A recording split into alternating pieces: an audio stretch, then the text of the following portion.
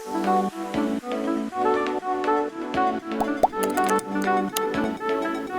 guys, I'm back, but this time I'm in Greece. So sorry if you guys hear background noise. It's well, we call them cicadas in Texas, but it's those little bugs in the tree, and they're super loud here. So the windows are shut, but that's them. If you can hear them, I'm not sure. So I wanted to do a little get ready with me and chat with you guys. I'm gonna go out for just to walk around the town at night and do a little maybe shopping and things like that. But I wanted to give you guys a little chat is how exactly I ended up from being in an engineering background to belly dance and then into business ownership. I'm gonna start, I actually already have eyelashes on and just the tiniest bit of makeup because I went to the beach. I had a really good day. I'm just getting all my makeup out. I think it's important to know, I grew up in Texas in a very small town, and my family is a family of mathematicians and engineers, and my mom was a microbiologist for a while, and then she stayed home with us. And then my dad has been an engineer. My aunt's an engineer, my cousin's an engineer, my sisters are engineers, their boyfriends, some of their boyfriends have been engineers. You know? When I was coming up in school, I really didn't know what I wanted to do. Now I see what was happening, but I was always interested in things like baking, but not just baking. I wanted to do, there's these pastry sculpture contests for these really established chefs and artists, and I wanted to do that.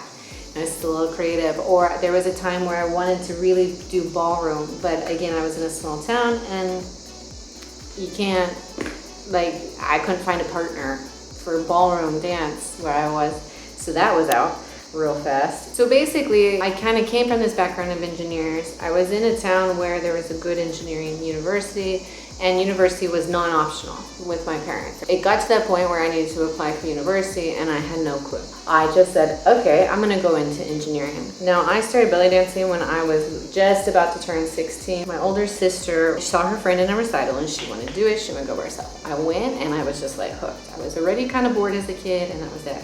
Then I remember seeing that there was this Las Vegas festival, and I begged my mom. I remember I saw like an advertisement. I was like, Mom, please take me. And I was too young to rent a car. I barely drive. Too young to rent a car. Definitely couldn't rent a hotel. None of these things. I think there was like a misconception for a while that maybe my mom was like a stage mom. It was the exact opposite. I was like pulling and pleading with them, like, please, can we go? Please, can I do this? I want to. And I don't know why. I just had this pull. Me and my mom went to Las Vegas. I did not do well. I did not place. I remember some of my scores were very good and some were very bad. I was a little too like sweet with my performance. No, I was 16 at the time. Okay. But I hadn't understood fully like the world of belly dance. I went there and then I came back and I started doing more festivals. Like I was like, I'm gonna go compete. There's a couple in Texas. I competed there. I was fortunate enough to be doing well in the amateur division because that's where I was in that first like year and a half. Then I started going to compete professionally at the same festivals. Wasn't as good in the professional, you know, you gotta move on up. So after like doing that more and more and more, and I said, look, I'm going to go to college as an engineer because it was just kind of easy. Now, I know that's not the case, but I will fail history and English. I'm telling you that right now. I'm really bad at it. For me, it was easier to do something in science and math.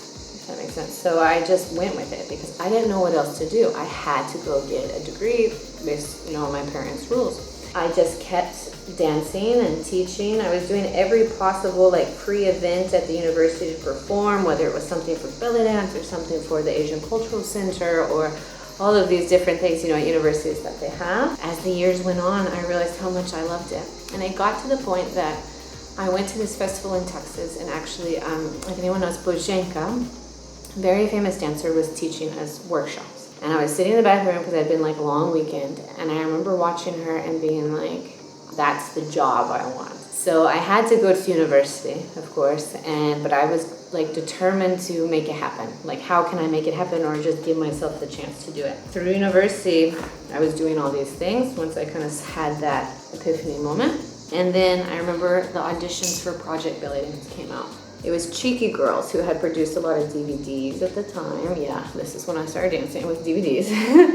And they decided to have a competition. I remember I got the email, I got accepted, and I needed to go to the Baltimore area, I believe, or DC area.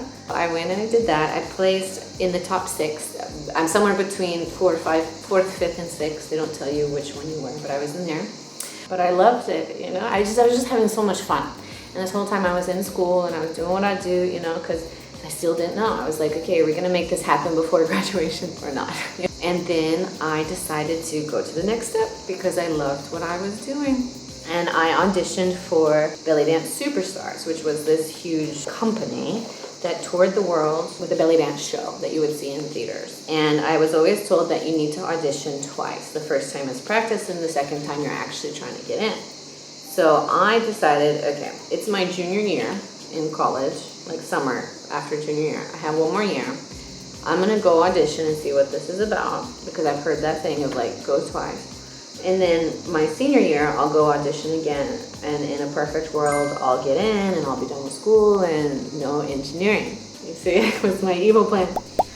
Well, I went and I got selected. The other thing that was crazy is they never held an audition like in the US when they usually held it ever again after that. So it was just kind of like the stars aligned.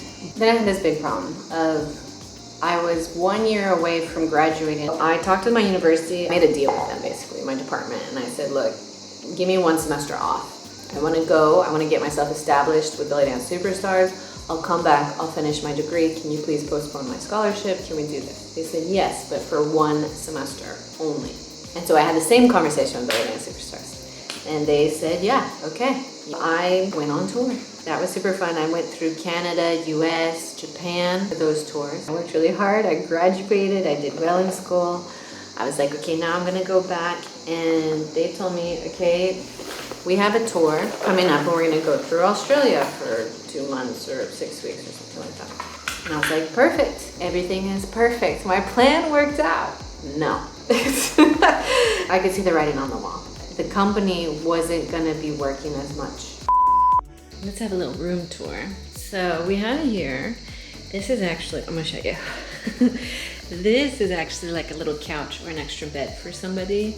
But I've been sleeping here because the AC is there.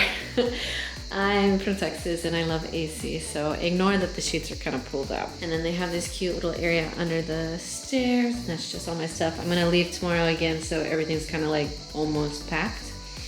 There's a cute little sitting area. Again, all my random things I need for tomorrow.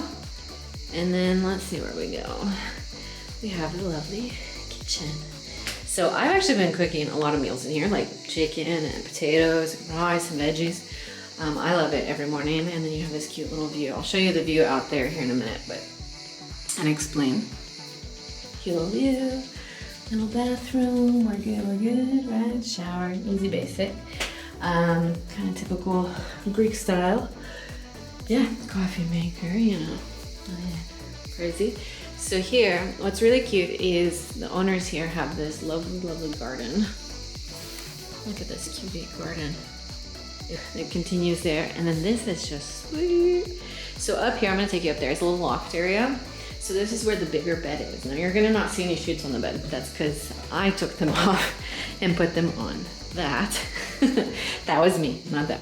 So it's actually not that hot up here or anything. I'm just sensitive to heat. And so you have 2 cute little windows that are covered right now. I've been here for about, it's a little bit less than a week. So that's my little house tour.